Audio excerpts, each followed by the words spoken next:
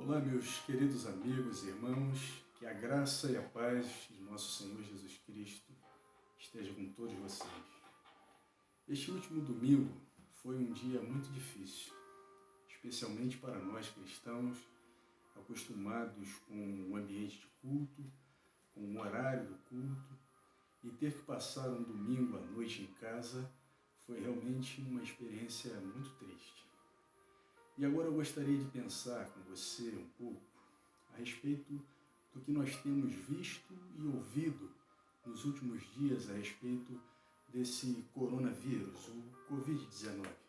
E para isso eu peço que você acompanhe comigo o que está escrito na primeira carta do apóstolo João, em 1 João, capítulo 1, dos versículos 3 ao 7, que diz assim: O que temos visto e ouvido, anunciamos também a vós outros, para que vós igualmente mantenhais comunhão conosco. Ora, a nossa comunhão é com o Pai e com o seu Filho Jesus Cristo. Estas coisas, pois, vos escrevemos, para que a nossa alegria seja completa. Ora, a mensagem que da parte dele temos ouvido e vos anunciamos é esta: que Deus é luz, e não há nele treva nenhuma. Se dissermos que mantemos comunhão com ele, e andarmos nas trevas, mentimos e não praticamos a verdade. Se, porém, andarmos na luz, como ele está na luz, mantemos comunhão uns com os outros, e o sangue de Jesus, seu Filho, nos purifica de todo o pecado. Versículo 3 aqui, o apóstolo começa dizendo a seguinte frase: o que temos visto e ouvido, anunciamos também a vós outros. Muitos acreditam realmente se tratar de um vírus altamente perigoso, esse Covid-19. Outros acham que é uma conspiração política, financeira, para estabilizar a economia de um país ou outro. E nós vamos ouvindo e seguimos vendo e ouvindo muitas coisas a respeito do assunto. Mas eu gostaria que você parasse um pouco de ver e ouvir o que o mundo tem anunciado e voltasse os seus olhos, os ouvidos e principalmente o seu coração para o que a palavra de Deus diz. Ainda aqui no versículo 3, o apóstolo segue falando: o que temos visto e ouvido, anunciamos também a vós outros, para que vós igualmente mantenhais comunhão conosco. Comunhão conosco. Talvez você não tenha contraído o coronavírus. Talvez essa situação não tenha afetado a sua economia. Talvez você esteja aí com o seu armário cheio, sua geladeira cheia, graças a Deus. Mas uma coisa é certa: em todo o mundo, essa pandemia já afetou a comunhão entre as pessoas, que agora são obrigadas a viverem isoladas em suas casas. Mas aqui ainda no versículo 3, no final do versículo, o apóstolo diz que a nossa comunhão é com o Pai e com o seu Filho, Jesus Cristo. E esta comunhão nada nem ninguém pode nos tirar.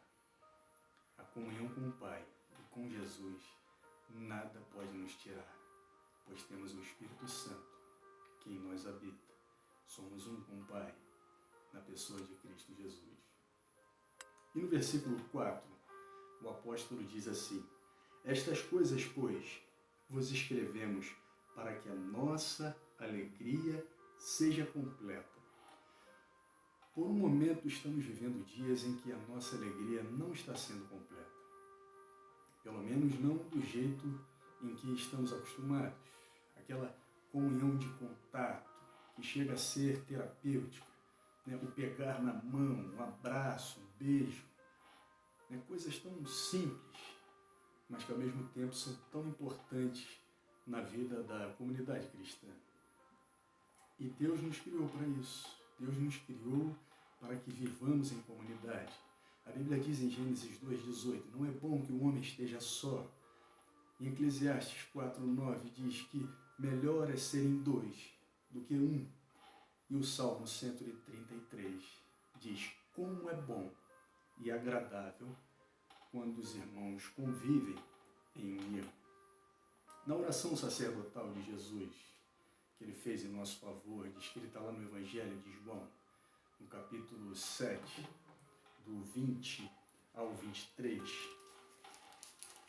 diz assim, Jesus orou assim em nosso favor, Pai, não rogo somente por estes, mas também por aqueles que vierem a crer em mim, por intermédio da sua palavra, a fim de que todos sejam um, e como és tu, ó Pai, em mim e eu em ti, também sejam eles em nós, para que o mundo creia que tu me enviaste.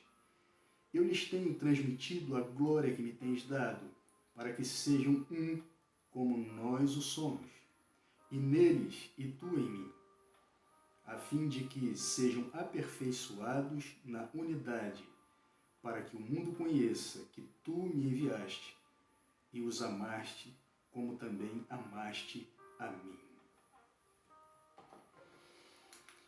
Nós somos um em Cristo Jesus, nosso Senhor. É bom ter essa certeza, saber que somos um, independente da situação que passamos, independente se podemos ou não estarmos reunidos nas nossas igrejas. Nós somos um em Cristo Jesus. O mundo está em trevas e agora está sofrendo o juízo de Deus, porque Deus é luz, como diz o texto que lemos aqui inicialmente, em 1 João 1,5. Deus é luz e não há nele treva nenhuma. Como diz também a palavra lá em 1 Pedro 2,9, aquele que nos chamou das trevas para a sua maravilhosa luz, quer que nós também sejamos luz para as nações. O mundo tem tentado nos distrair, estão até disponibilizando agora canais de televisão por assinatura gratuitamente. Mas nós não podemos perder o foco. Jesus disse que nós somos a luz do mundo, está lá em Mateus 5,14. Então use o seu momento em casa para ter comunhão com a sua família, sim, mas também separe um tempo para ter comunhão com Deus, através da sua palavra e através da oração. Use as redes sociais para levar uma palavra de ânimo, uma palavra de Deus para as pessoas, ao invés de espalhar notícias que mais aumentam o desespero e o pânico. Seja luz em meio às trevas. As pessoas andam desesperadas, esvaziando as prateleiras dos supermercados e farmácias, comprando todo o álcool em gel que podem.